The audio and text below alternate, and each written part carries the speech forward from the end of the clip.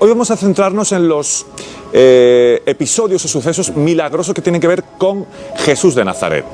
Y casi todos ellos, casi todos los milagros, casi todos los episodios diferentes que tienen que ver con la figura de Jesucristo están relacionados con la lluvia. Lo explicamos enseguida, lo explica él enseguida. De momento comenzamos por Deleitosa.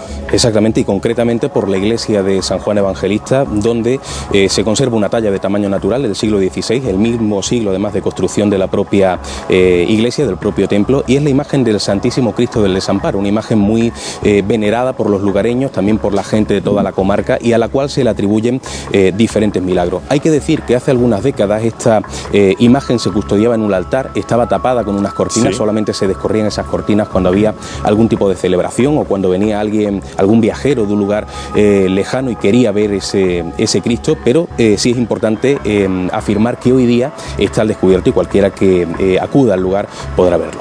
Eso está muy bien, porque los fieles muchas veces se desplazan de un sitio a otro muy lejano solo para ver expresamente la figura de ese santo, de ese Cristo o de esa Virgen. Lo hemos comentado, como decimos muchas veces aquí. Una cosa, José Manuel, si este Cristo del que nos hablas, de Deleitosa, suscitaba tanto interés, sería porque algo extraordinario tenía que ver con él. Sí, se han dado varias circunstancias sobrenaturales, pero yo creo que la principal de todas, la más conocida, ocurre en marzo de 1949, en una época de gran sequía, una época en la cual precisamente esa falta de agua estaba arrasando las cosechas. Prácticamente los campesinos estaban desesperados porque veían peligrar su medio de vida, su sustento, y concretamente el día 9 de marzo de aquel año, como digo, año 49, sacan la imagen en procesión. Imagínate un día totalmente despejado, un sol por montera, y en ese momento resulta que empiezan a aparecer nubes como de la nada, de una forma bastante repentina, y empieza a llover de manera torrencial, hasta el punto de que tienen que regresar corriendo a la iglesia porque el Cristo se mojaba, ¿no?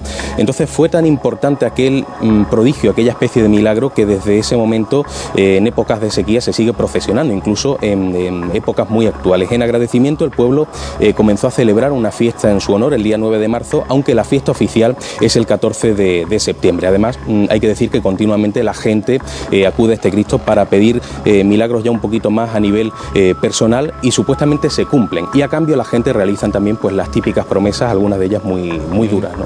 Yo decía, les comentaba hace unos instantes a ustedes que el denominador común que tienen todos los sucesos, o la mayoría de los sucesos que ustedes van a escuchar en los próximos minutos relacionados con Cristo en diferentes puntos de Extremadura, tiene que ver con la lluvia. Hablamos de sucesos de carácter general, porque evidentemente, seguramente muchos de ustedes sabrán que cuando uno se encomienda a Cristo, pues pide para su familia, para cosas personales, pero milagros colectivos con la figura de Cristo tienen que ver muchos con la lluvia, la mayoría. ¿Había algún tipo, José Manuel, de procedimiento, de método, de manera de actuar para que los fieles encomendaran a Cristo y efectivamente lloviera como llovió? Sí, hay algo muy común en todos los lugares, pero concretamente en Deleitosa se hace de una forma todavía casi con más fe, y es el utilizar coplas, o sea, el uso de coplas. Cantar. Exactamente, cantar a modo casi de ritual para pedir lluvia, y eso pues denota, como digo, la fe popular que existe en este lugar. En esas coplas se hace mención a diferentes personajes divinos, pero hay algo muy curioso. La gente se dirige al Cristo en momentos de sequía para reprocharle que si no llueve habrá mucha gente que pase hambre, y habrá incluso niños que se queden sin comer. Es como, podríamos decir entre comillas, meterle presión al Cristo, ¿no? Para que llueva lo antes posible, ¿no? Sí hay que decir que algunas de estas coplas, es muy curioso, son similares a coplas que se llevan a cabo en Latinoamérica también en momentos de sequía, con otras imágenes diferentes, con lo cual se supone que hubo una especie de exportación transatlántica en la época de la conquista de América, y eso se ha quedado allí vigente hasta el momento actual. Bueno, pues parece que en Extremadura, en diferentes puntos, tiempo atrás, se cantaba y se rezaba a Cristo, a los diferentes Cristos, para que lloviera. Yo voy a hacer una reflexión personal, de estas mías que yo hago de vez en cuando aquí, que José Manuel y ustedes me permiten, y que yo hago con todo el respeto del mundo.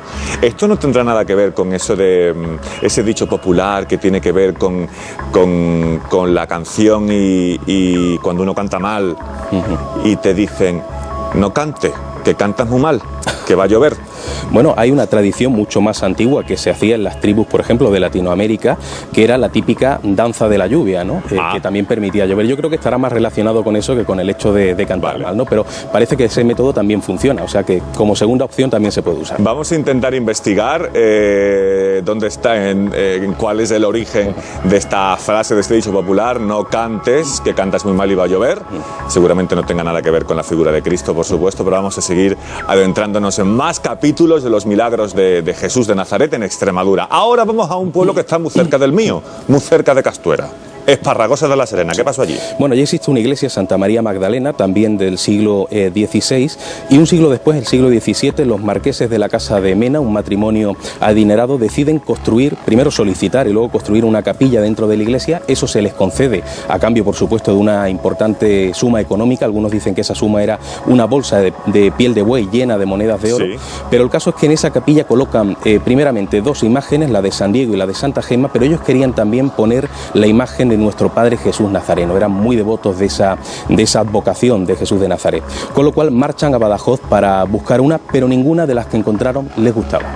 Ajá, entonces, ¿qué pasó? ¿Se quedaron en ese templo de Esparragosa sin Cristo al final? Por suerte no, porque ellos regresan al pueblo, pero fíjate qué curioso, ocurre algo, yo creo que sobrenatural. En ese camino de regreso se tropiezan de Badajoz a Esparragosa. Exactamente, en ese camino se tropiezan con un anciano muy extraño que aparece casi de manera espontánea, va vestido de blanco con unas barbas muy largas y muy pobladas, y misteriosamente les para y, como si les leyera el pensamiento, les dice que lo que están buscando lo encontrarán en una dirección concreta. Esa dirección era un convento de monjas de Badajoz, de donde venían de hace un momentito. En ese momento el anciano desaparece de manera tan espontánea como había aparecido. ¿Y consiguieron dar con esa imagen de Cristo que les recomendaba este señor de pobladas barbas? Pues por suerte sí, porque el matrimonio regresa de nuevo a Badajoz, de donde habían salido poquito antes, buscan ese convento, descubren que efectivamente la dirección que les ha dado ese misterioso anciano existe, y allí se encuentran con una imagen